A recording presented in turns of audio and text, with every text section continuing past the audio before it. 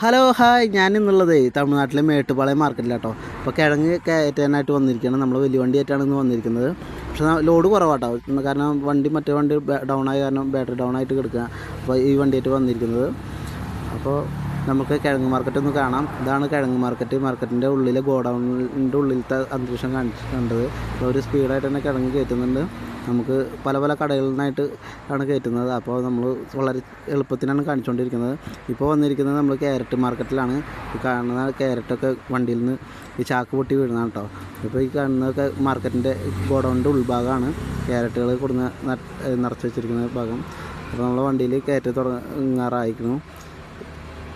ഇതാണ് നമ്മളെ വണ്ടിയിലെ ബാക്ക് ഭാഗത്ത്. ഇപ്പോൾ ഫ്രണ്ടിലൊക്കെ കിഴങ്ങ് കയറ്റി വെച്ചിട്ടുണ്ട്. ഇപ്പോൾ ക്യാരറ്റ് കയറ്റണം. ക്യാരറ്റ് നമ്മൾ ഏകദേശം ഇവിടെ 10-20 ചാക്ക് ക്യാരറ്റ് കയറ്റണം. അത് കഴിഞ്ഞേക്ക് നേരെ നമ്മൾ അടുത്ത് കാരമട മാർക്കറ്റിൽ വന്നിരിക്കുകയാണ്. കാരമട പച്ചക്കറി മാർക്കറ്റാണ്. അവിടെ നിന്ന് ഉള്ള ലോഡിങ്ങാണ് ഇനി പരിപാടി. ഇവിടെ പരിപാടിക്ക് പ്രത്യേകത എന്ന് വെച്ചാൽ ഈ ക്രെയിനാണ് കൂടുതൽ ലോഡിങ് പരിപാടികൾ ചെയ്യുക. ഈ അട്ടി വയ്ക്കാനും എടുത്ത് വയ്ക്കാനൊക്കെയാണ് ഇവർ ആൾക്കാർ മാനുവൽ പവർ ഉപയോഗിക്കും. ബാക്കിയുള്ളതിനൊക്കെ ഈ ക്രെയിനാണ് അങ്ങോട്ടും ഇങ്ങോട്ടും സഞ്ചരിക്കുന്നതിനും കൊടുന്ന് വണ്ടിയിൽ കയറ്റുന്നതിനൊക്കെ ക്രെയിനാണ് ഇവർ ഉപയോഗിക്കുന്നത്.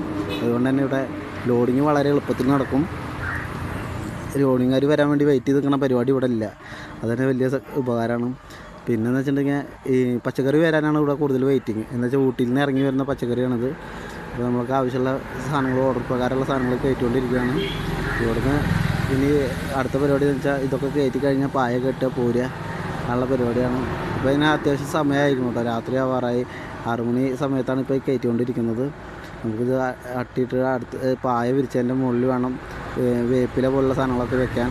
വേപ്പില ഉള്ളിൽ വെച്ചാൽ പുഴുകി നാശാവുന്ന കാരണമാണ് വേപ്പില നമ്മൾ പായയുടെ മുകൾ ഭാഗത്ത് വെക്കുന്നത്.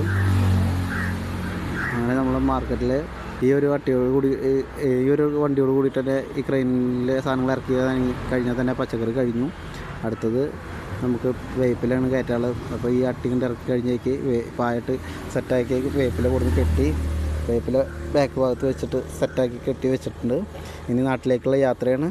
അപ്പോൾ അടുത്ത വീഡിയോയിൽ വീണ്ടും കാണാം. Bye bye.